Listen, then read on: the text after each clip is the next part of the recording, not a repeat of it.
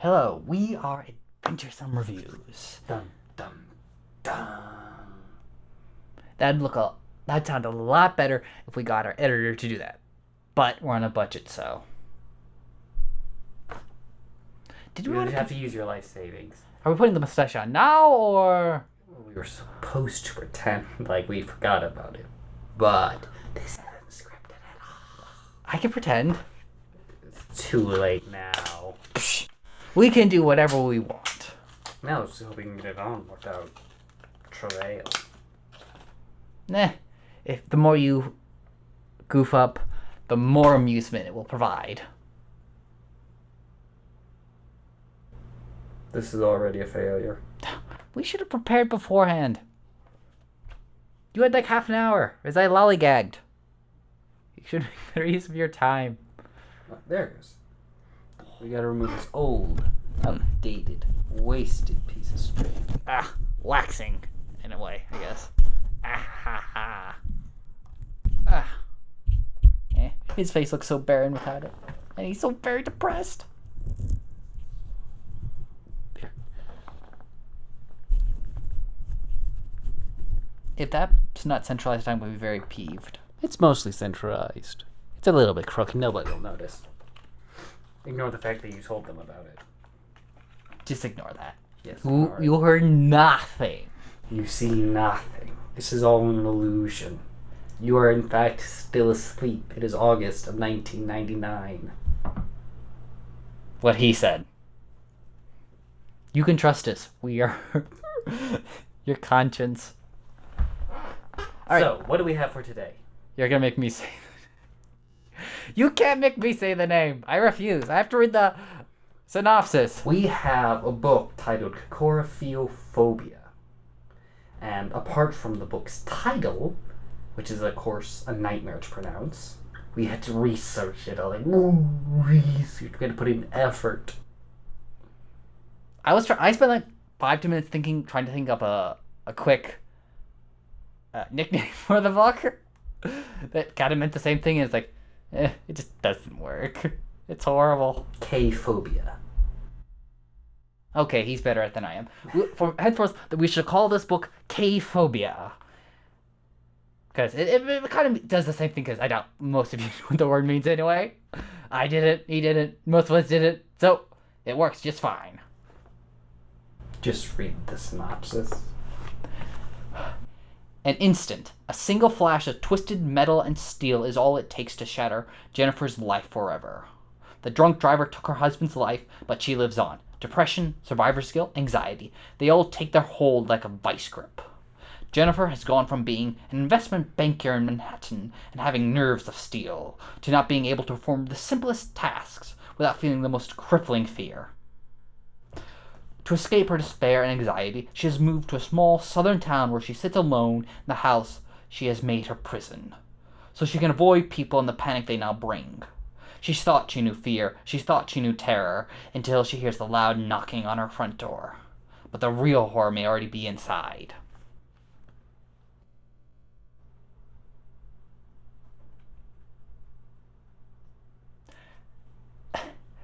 That synopsis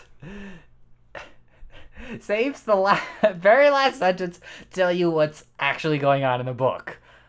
If in case y'all couldn't tell, it's a haunting book. With lots of ghosts and thunderbolts and such not. Except not really. Exaggeration, woohoo.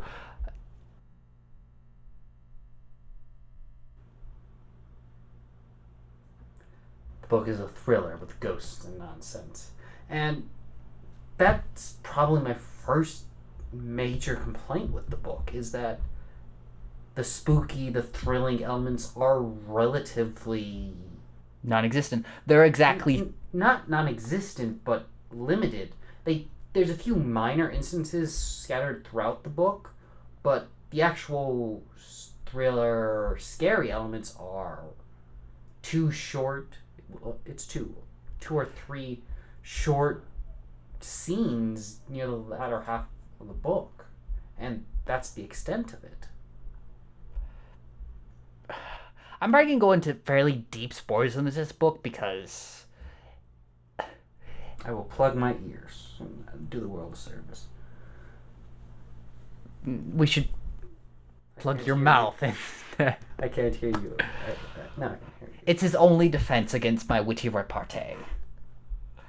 Attempted self-defery. If you... I did not really like this book, and so I'm going to go into fairly deep spoilers as a result, because it's going to be rather hard for us to suggest that you read the book. He might say otherwise, but getting onto the spoilers, there are exactly 4 instances of haunting that goes down. 2 are knocking. Ooh, spooky! She spends the first 3/4 of the book thinking it's a bunch of hooligans who are bored, and so come up and knock on the new person's house, and so he informs the police and yada yada yada, and that's it, right? So the first 2 instances of haunting do very little for the book, apart from saying that there's a ghost running around, which you obviously knew from reading the synopsis. That's basically what I said. That there's only 2 real instances of haunting. Yeah, but I did it without the spoilers. Yeah, but I want to spoil the book. I want to ruin the experience they'll never have.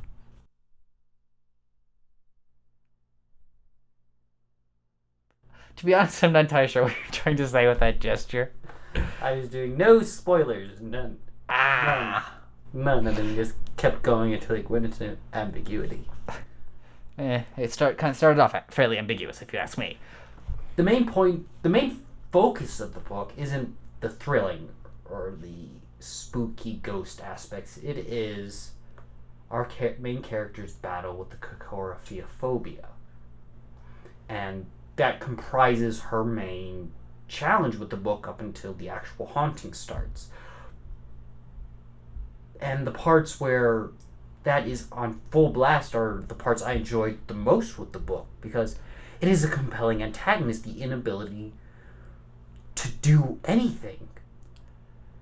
I would agree, and that's the book's main saving grace. It displays that well, and you truly get a grasp of how crippling that situation would be. She can't buy milk without having a panic attack, and it's at the most the book starts out with her suffering more terror from going up to a cashier register than anything she's experienced during The Ghost, pretty much.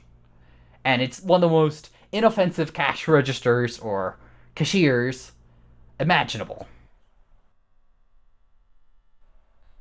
The second flaw with the book is that her battle with the KAKORRHAPHIOPHOBIA isn't as prevalent as I would like. It comes and goes as it probably normally would, but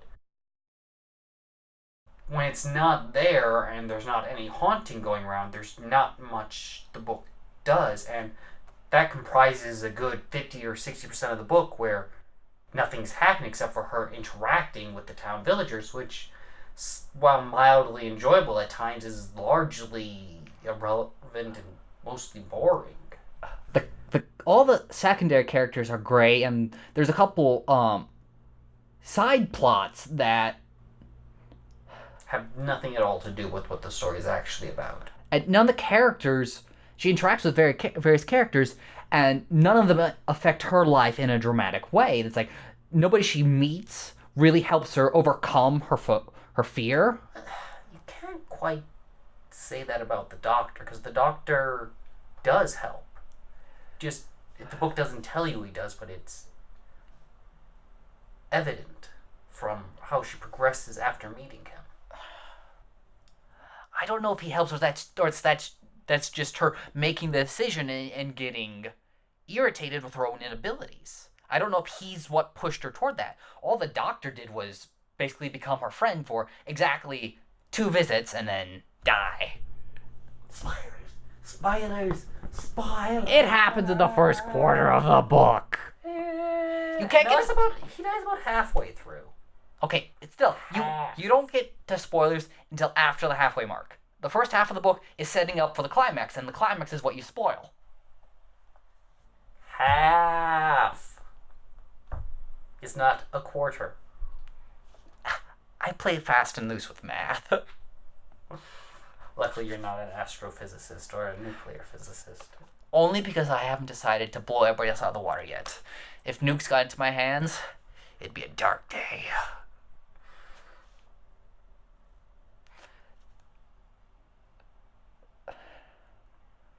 So characters gray.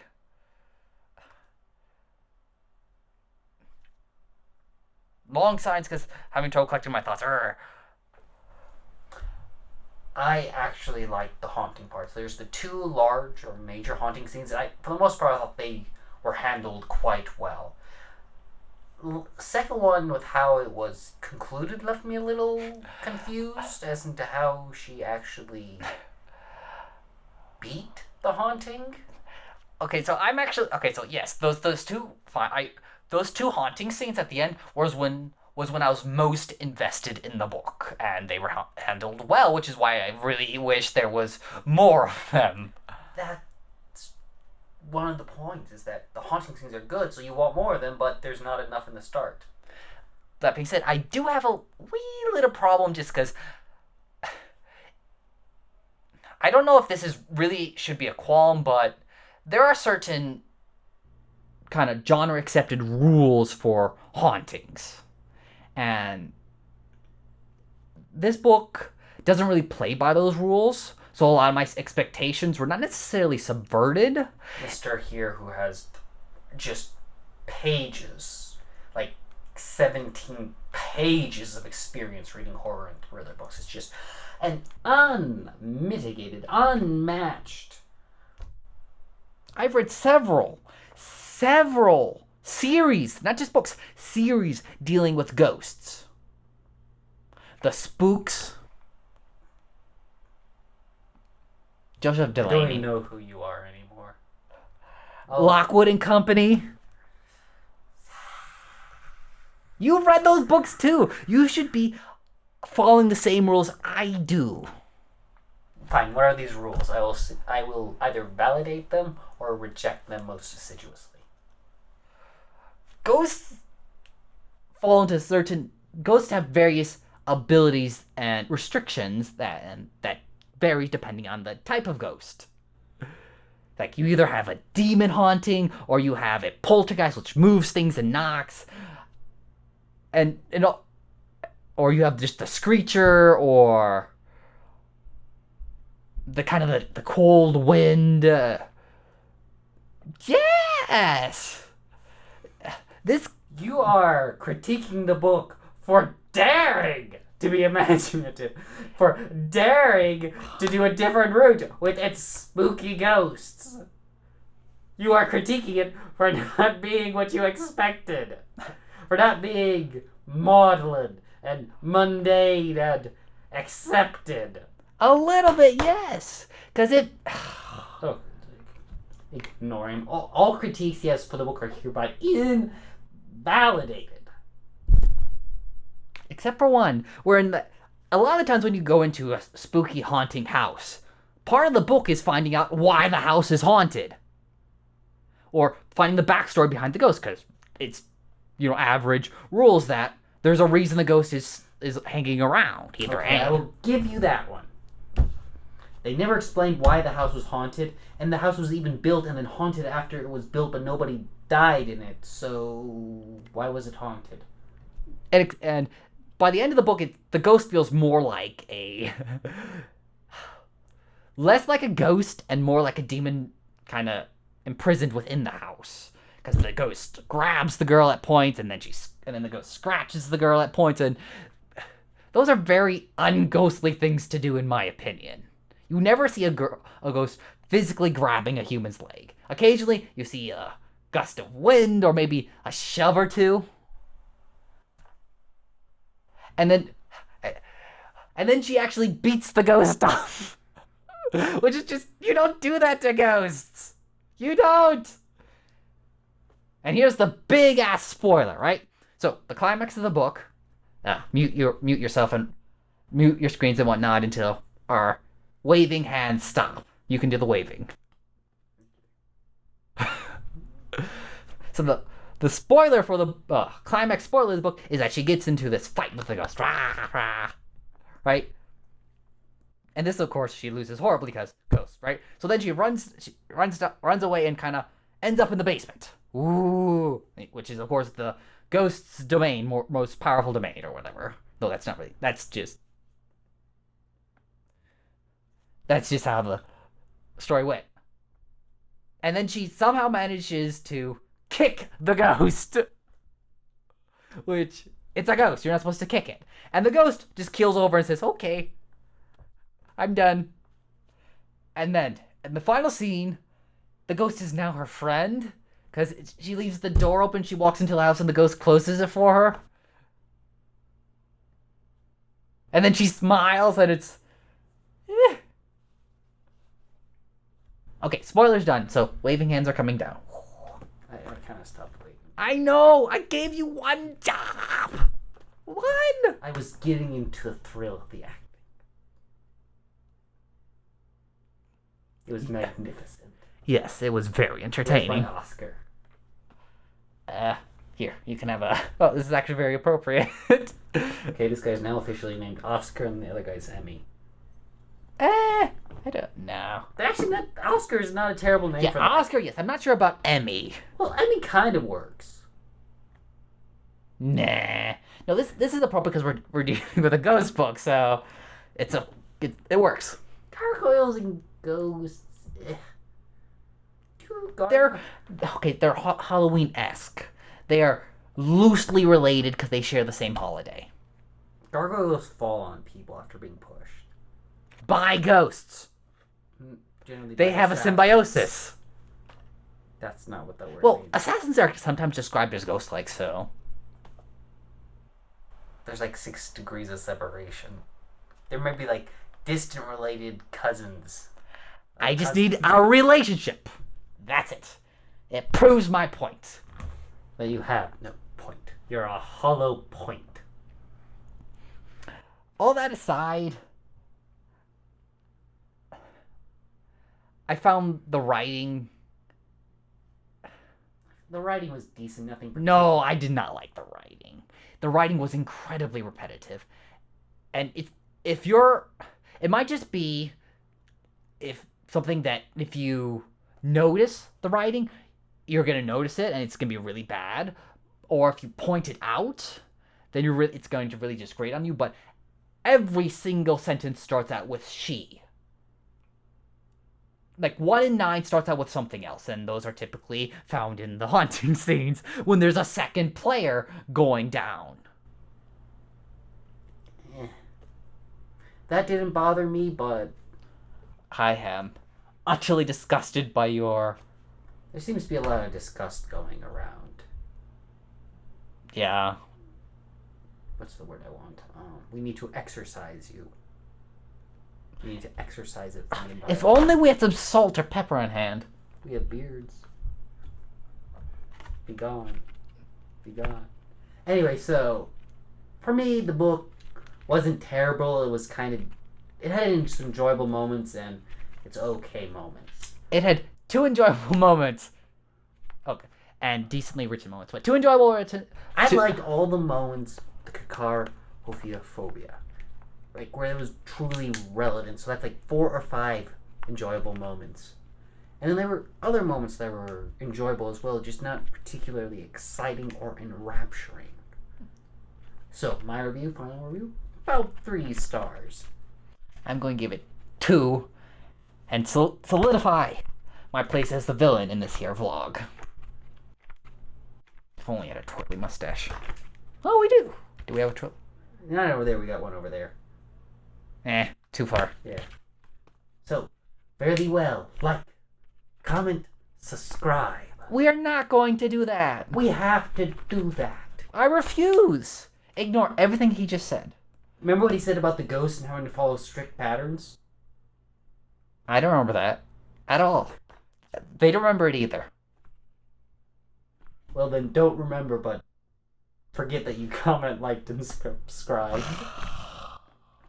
Toodaloos, I will adventure my way outside. Fare thee well, our future friends.